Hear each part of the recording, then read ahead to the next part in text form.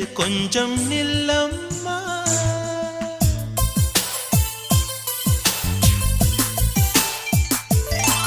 நான் வானவில்லையே பார்த்தேன், அதை காணவில்லையே வேத்தேன்.